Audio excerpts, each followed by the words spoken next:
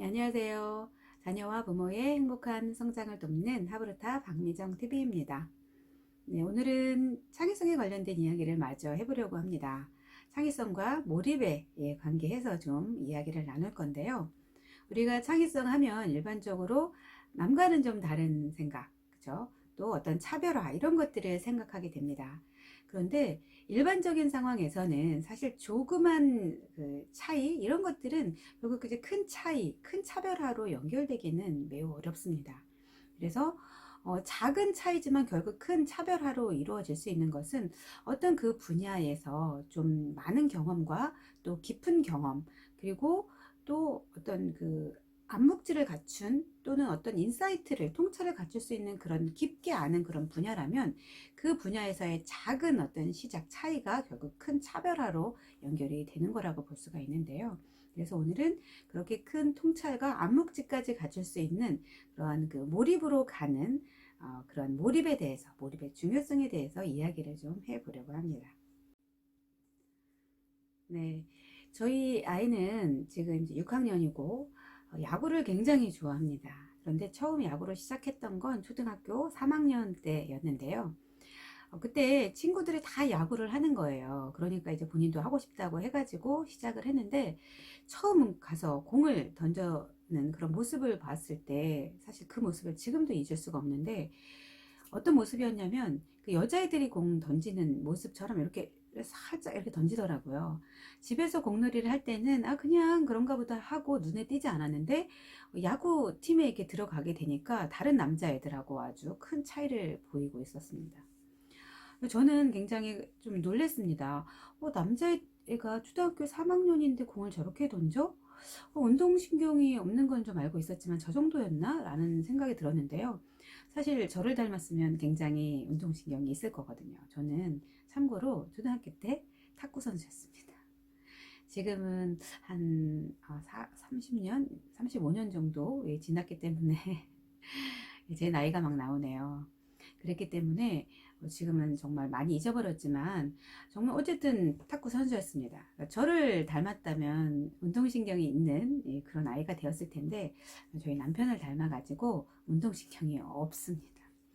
그래서 공을 그렇게 던지기 시작했는데 야구가 너무 재미있었나 봐요.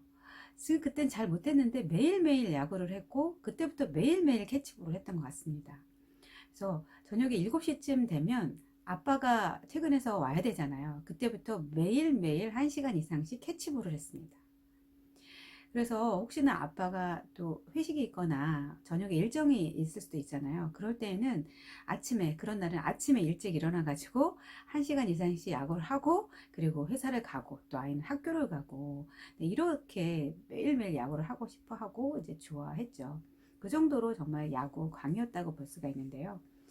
그렇게 좋아하다 보니까 처음에는 그렇게 정말 작은 포물선을 그리는 힘도 없는 그런 피칭을 하던 저희 아들이 지금은 정말 공 속도도 굉장히 빨라졌고 그리고 본인 말로는 뭐 직구 슬라이더 아주 뭐 변화구까지 잘 던진다고 이렇게 이야기를 합니다. 제가 봐도 정말 세졌고 가끔 투수도 하기도 하는데 이제 코치님이 야구공을 받을 때 굉장히 깜짝깜짝 놀라실 정도로 그렇게 정말 야구 실력이 많이 늘었습니다. 본인이 좋아하니까 이렇게 열심히 하게 되고 그렇게 운동신경 없는데도 그것도 사실은 극복이 되더라는 거죠. 그래서 모든 운동을 잘하지 못하지만 저희 아이는 이 야구에서만큼은 그래도 정말 다른 애들 못지않게 그렇게 할 수 있는 실력을 지금은 갖추게 된 겁니다. 본인이 하고 싶고 거기에 몰입했기 때문에 나온 결과라고 볼 수가 있는 거죠. 네, 몰입이 이렇게 중요한 것은 사실은 내가 하고 싶은 것을 했을 때 거기에서 어떤 성취감을 느꼈고 또 뭔가 도전해서 또 성공을 했고 이럴 때 자기 효능감이라고 하죠. 내가 정말 잘 못했는데 열심히 하고 이렇게 많이 하고 노력을 하니까 이게 성취가 된 겁니다. 나는 이렇게 할 수 있는 아이구나. 이런 자기 효능감이 사실은 그 안에서 작용을 한 거라고 볼 수가 있습니다. 그리고 이런 자기 효능감 이전에 사실은 내적 동기와 외적 동기라는 말을 들어보신 적이 있으실 텐데 내적 동기가 강하게 작용을 한 겁니다. 외적 동기는 사실은 뭔가 외적으로 동기를 부여했을 때, 예를 들면 내가 시험을 잘 보면 엄마가 기뻐하시겠지, 이런 것은 외적 동기입니다. 그리고 내가 시험을 잘 보면 게임 시간을 1시간을 받을 수 있어서 시험을 잘 보려고 노력하는 거, 이런 거는 외적 동기죠. 이런 것들은 사실 그런 동기부여되는 요소들이 사라지면 그 효과가 금방 없어지고 상실되고 더 이상 작용을 못하는 거죠. 내적 동기라는 것은 내가 그냥 너무 재미있어서 그냥 하고 싶어서 하는 겁니다. 그래서 내적 동기가 발휘가 되는 거는 물론 호기심이 있어야 되고 내가 관심 분야야 되고 좋아하는 거여야 가능한데, 그렇게 되면 정말 무서운 것이 밤을 새도 힘들지가 않고 주말에 쉬지 못하고 계속 그거 일을 하던 공부를 하던 하더라도 그것이 즐거운 것이죠.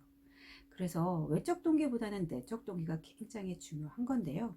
그런 내적 동기가 그 야구를 하면서 그 안에 작용을 했고, 또 자기 효능감이라는 것이 그 안에 작용을 했기 때문에 우리 선우는 정말 팔꿈치 기부스를 몇 번을 하고 또 발목을 다쳐서 기부스도 몇 번을 했었습니다. 그런데도 기부스를 하지 않으려고 처음엔 아픈 거를 숨기기도 했어요. 왜냐하면 기부스를 하면 야구를 할 수 없기 때문이죠.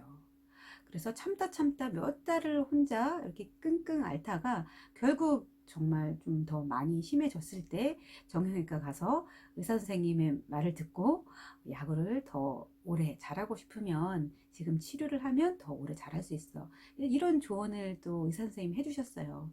그러면서 기부스를 하고 그랬던 경험도 많이 있습니다. 그래서 아픈데도 참고 야구를 하고 싶은 마음, 이런 것들이 사실 그 안에 많은 것들이 내적 동기도 작용을 하고 자기 효능감이라든지 이런 것들이 다 작용을 하는 겁니다. 그래서 우리 아이들이 이런 동기부여를 하기 위해서는 사실은 그 몰입으로 가야 되는데, 그 몰입에는 이러한 내가 좋아하는 것, 밤새도록 해도 질리지 않는 것, 그리고 더 하고 싶은 것, 쉬지 않아도 그걸 하면서 스트레스가 풀리는 것, 이것이 바로 그 몰입이라는 거죠. 그런데 이런 몰입의 경험이 있으면 사실은 우리 아이들이 이 다음에 성인이 되어서 하고 싶은 공부가 있거나 또 하고 싶은 분야가 있을 수 있잖아요. 그럴 때 다시 한번 깊게 몰입할 수 있게 됩니다. 그런데 이런 몰입의 경험이 없는 아이들은 자꾸 몰입이 하고 싶은데 안 되고, 하고 싶은 공부가 있는데 이상하게 뭐 집중이 안 되고, 이런 경우를 많이 볼 수 있습니다. 아무리 해도 나는 만년 2등밖에 안 되고, 이런 것들은 어렸을 때 그런 몰입의 경험이 없기 때문입니다. 그래서 우리가 사실 이 남자애들 같은 경우는 운동에 몰입을 굉장히 할 가능성이 높습니다. 또 여자애들은 또 여러 분야에 또 몰입을 할 가능성이 높은 것들이 많이 있죠. 뭐 춤이라든지. 그런데 그렇게 좋아하는 것에 몰입할 수 있는 기회를 사실 충분히 주는 것이 우리 아이들이 미래에 정말 하고 싶은 공부가 생겼을 때, 하고 싶은 어떤 분야가 생겼을 때 깊게 몰입하고 그 안에서 성과를 낼 수 있도록 도와주는 길이라는 겁니다. 그래서 오늘은 이렇게 창의성과 몰입에 대해서 이야기를 드리고 있는데요. 그래서 이렇게 몰입할 수 있는 기회를 주고, 또 그러기 위해서는 우리 아이들이 시간도 있어야 되겠죠. 근데 아쉽게도 어떤 공부라든지 학습에서는 너무 즐거워서 할 가능성 그렇게 높지 않다는 게 좀 안타까운 부분이기는 합니다. 그렇긴 하지만 그래도 우리 아이들에게 생각할 수 있는 시간을 주고 뭔가에 몰입할 수 있는 그런 시간적 여유를 만들어주는 것은 우리 부모들의 몫이 아닌가 생각합니다. 그래서 우리 아이들의 미래를 위해서, 우리 아이들이 미래에 하고 싶은 것에 정말 몰입해서 할 수 있는 그런 기회를 지금 마련해 준다, 이런 마음으로 좀 시간적 여유를 주면서 몰입할 수 있는 그런 시간을 주었으면 어떨까 하는 마음으로 오늘 이 시간을 좀 마련해 보았고요. 오늘도 하브루타 박미정TV 들어주셔서 감사드리고요. 다음에 또 더 재미있고 유익한 내용으로 찾아오도록 하겠습니다. 감사합니다.